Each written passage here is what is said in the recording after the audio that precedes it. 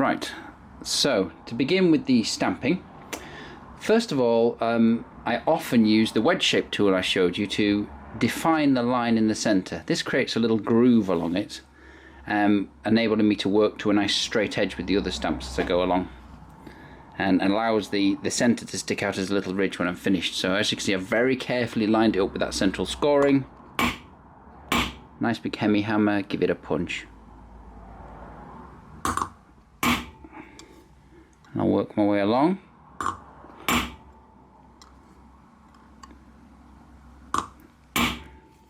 As you can see, that's putting a groove into the metal on the surface. They're not particularly deep, not halfway through, maybe about a third of the way through the metal. Just be careful not to go too deep, otherwise it obviously can weaken the arm ring, and actually holes can appear when you start to stretch it out later. It's interesting that one of the Silverdale Armrings actually has a small patch of silver riveted on the back, which is probably the result of perhaps stamping a bit too deep in one of the areas. I'll, if I can get permission, I'll put the picture over the top of the video here. See, I'll go along the other side now. Let's form this little ridge in. Very occasionally I will do this bit second. I don't know which I prefer. I keep swapping backwards and forwards between the two. I think this is probably the best way around because it is a nice hard edge for me to work up against. And of course the main thing is that I try and keep it as straight as possible down the centre.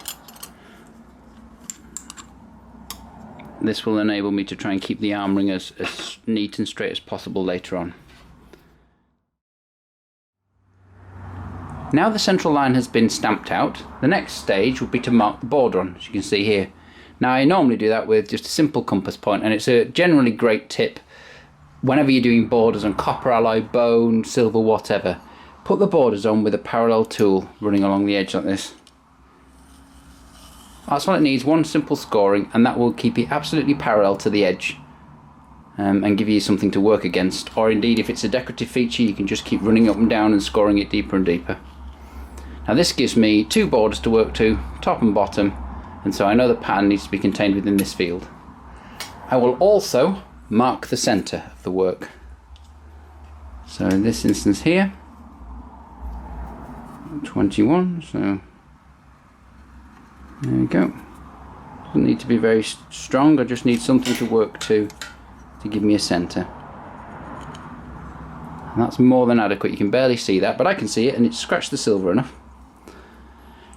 I tend to divide the arm ring into several portions. Now you can see there's a parallel sided section in the middle, so all of this, that's around 4 centimetres here. So I'll mark that too on either side of the central line. Doesn't need to be absolutely perfect, but just, you know, somewhere near.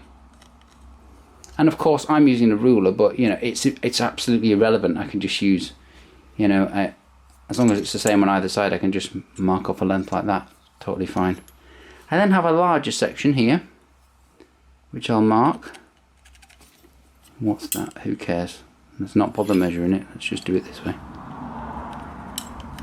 And then this final portion where it's very tapered here. So for starters, I'll take the largest stamp,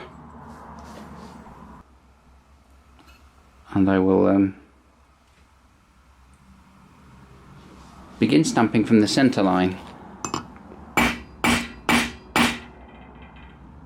So that's one in there, and I'll do one on the other side too.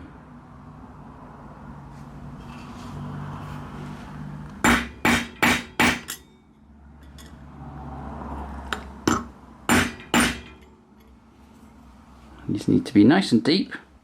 If you're using 1.5mm silver, you need to go in at least 0.5 millimetre, and obviously the silver will start to deform as you do this, and you'll start to see these characteristic oval shapes on the back where it's flattened it into the anvil. So I've got two pairing each other there. Now the next job will be to position the second one on the opposite side here.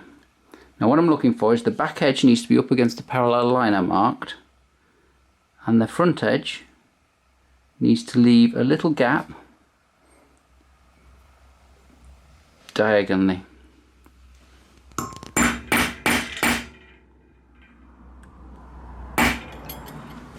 So you can see there's a little gap now in between here diagonally. The next one goes back in the centre again. I'll move it this way. Again, the back edge should be lined up against that central line we marked, and you need to form a similar sized diagonal gap to the first one.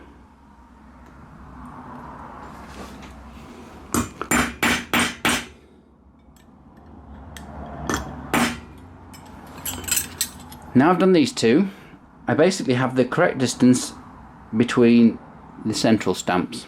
So I can actually just mirror this over this side, like that. And for now, these two central sections that I marked, I can now repeat this central pattern all the way down there. So again, I'm going to skip along where I've stamped all these exactly like that all the way along to this first mark I made on either side, so just in the central row. As if by magic, here we are. All the centre's been stamped, and as you can see, it's pushed it into this U shape. Now also, as I was doing it, if you stamp this side first, you'll find that what happens is that metal will bend this way too. Now it can correct itself by stamping on this side, but the best way to make sure you're doing it fairly evenly is just to stamp one of maybe groups of 3 or 4 on one side and then switch over and do the other side. And this will allow you to see that you're using even pressure, because what we really want to do is to make sure that this line here is staying fairly straight as we go along. It will bend a little bit, but to keep it as straight as we possibly can. Now what we need to do, the second row of stamping actually gets quite hard when it's like this, so you could do the outside whilst it's still bent like this if you wanted to, but I tend to not. I tend to just flatten it, oops, back out again, just like that. If you're worried about how much you've been hitting and bending the metal, you could anneal it at this point, but I know that I've only struck it once and quite carefully, so I'm quite happy that the metal's not too stressed at the moment. So there we go. Now I'm going to go along the outside edge, exact same stamp again, nothing else has changed whatsoever. I'm just going to go along making sure the back is lined up on the outside edge and that it's fairly evenly between the two. It doesn't want to be offset too much to one side or the other. You want to make sure that the little line either side is fairly accurately spaced. So this is quite fiddly.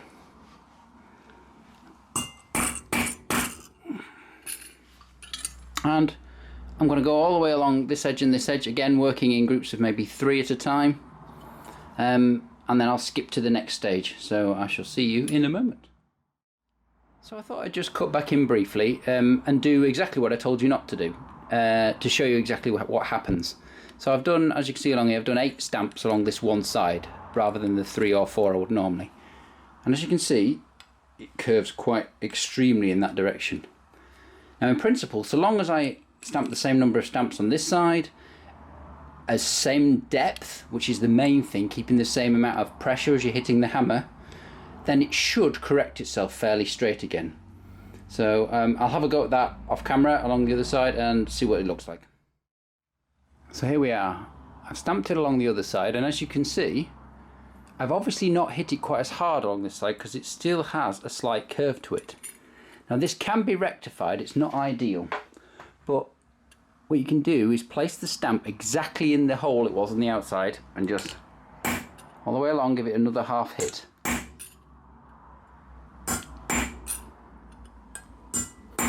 And this should stretch the metal a little more and level it up.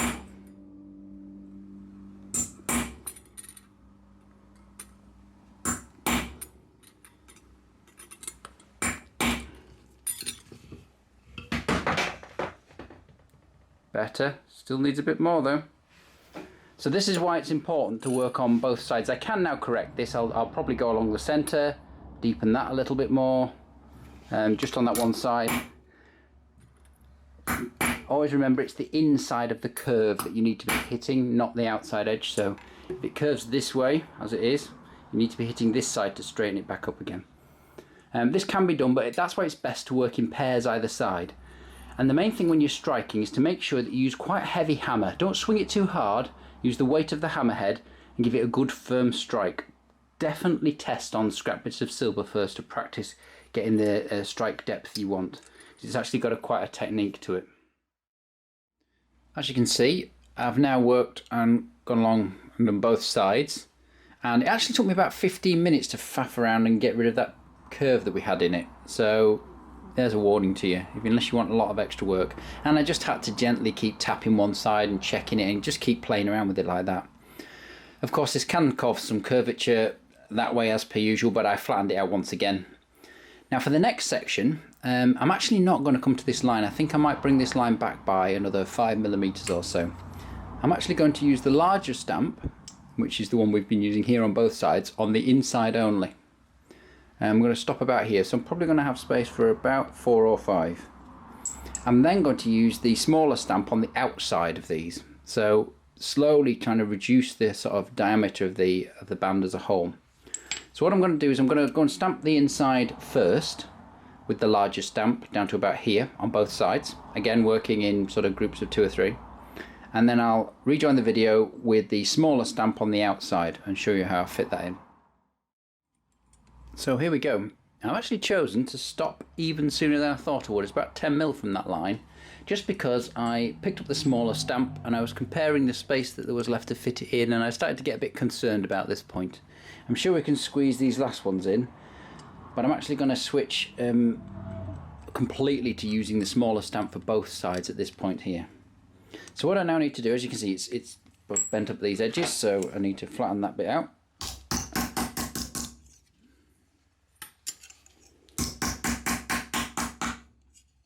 And now I need to work my way along with the smaller stamp on the outer edge and just try and fit it in as best as possible.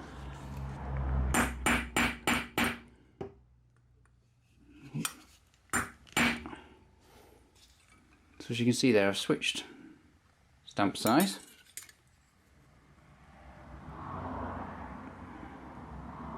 Get a second one in. Main thing is to always take your time lining the stamp up, don't rush. Make sure you've got a nice firm grip on the stamp itself and hold it in position. The workstation, the anvil should be secure, the metal should be firmly on the anvil, and your hand should be firmly pushing down in a nice solid position there. That's the only way to get a good strike. But as you can see, when I work along and put sort of a few of these on, I'll do 3.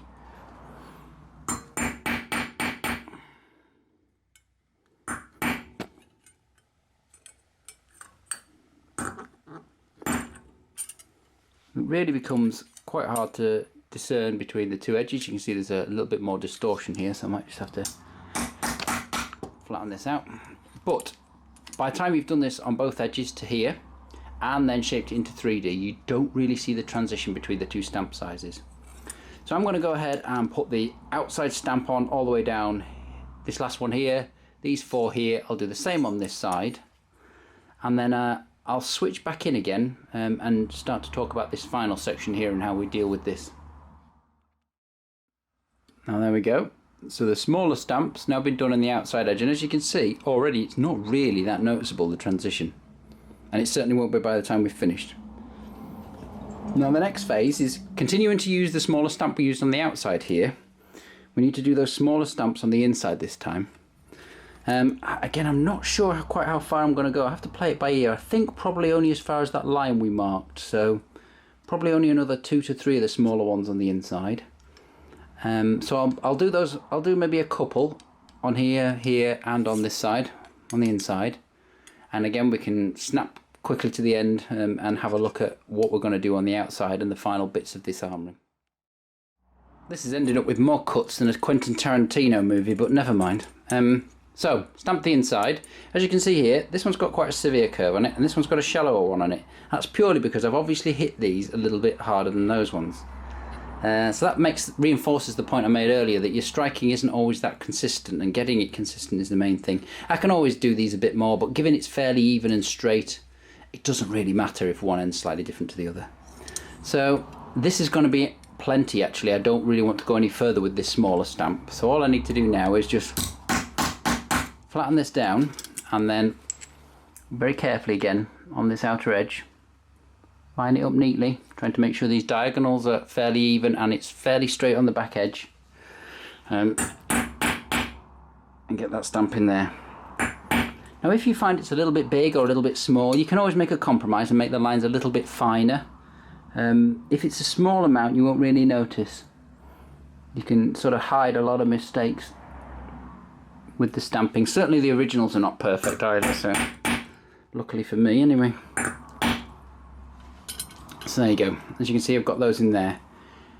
Probably what I'm going to do next, I may well put one more small one on the inside and then switch to a final stamp, an even smaller one, just for a couple more, no more than that. So let's put the smaller one on the inside here. There you go. And then I'm going to switch to, last but by no means least, this tiny little stamp here. And yes, this is very small and my fingers are in extreme amount of danger. So I'll do exactly the same thing again, line it up with the back edge and pray to the gods of fingertips. And I'll do one on the outside. I think that'll probably do. Maybe one on the inside to finish, because they do generally seem to finish with the one on the inside being the last one. Now of course, depending on the arm ring, you may find this pattern continues, and if it continues, sometimes that might be because they're not striking truly, they're just holding the stamp at an edge and just putting a little tiny triangle on the outer edge of it and then doing the same there, so they're not actually striking sort of true like this, but they're actually striking a little bit like that just to put the edge in. But more often than not, certainly these plain ones, the way they're actually finished is rather simple. They just seem to have gone with a circular punch and done a little jazzy row of 4 or 5 of those all the way down to towards the end, and called it quits at that really. And of course at this point in the in this particular arm ring, that then tapers out into the wire itself. So what I'm going to do, you can see already the banana curving upwards there, can't you? What I'm going to do is I'm going to go and repeat this process here on all of these faces. So we've got this primary stamping done, and then come back in and talk about the over stamping. So for this final section, what we need to do is take the very small hourglass stamp that I showed you earlier and basically run it along the centre. Now this is the most difficult bit, because you have to align a very fine stamp very carefully in the middle of that central ridge. There you go. It really doesn't need hitting that hard at all. And these need to be placed right next to each other.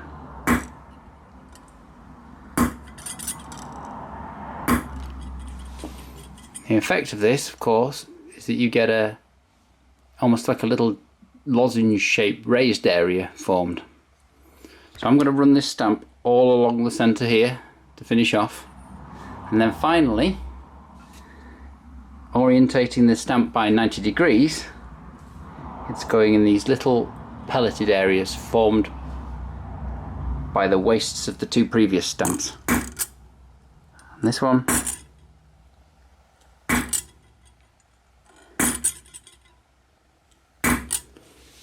so again this is running all the way along. See, we've got one here and here and here and here. So I'm going to run all the way along and do all of these, and then we'll have a look at the final thing. So this is now finished.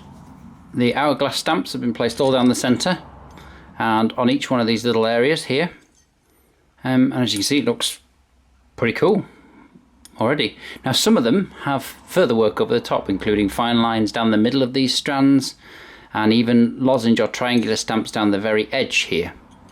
Particularly one of the larger Silverdale Hoard arm rings, the outside arm ring has what look like triangular stamps down here. Now I actually suspect that what they are is hourglass stamps, same as down the centre, that when you then form the arm ring get slightly battered and damaged, and then when you file and polish the edges you remove half of the hourglass and leave a diamond there in effect. And I have managed to replicate this on some of my other ones, which I'll perhaps show you later on when I form the arm ring into a dome. But for now, this is how the simple one was done, the simple lone arm ring from Silverdale. So we'll all that remains is to flatten the arm ring out.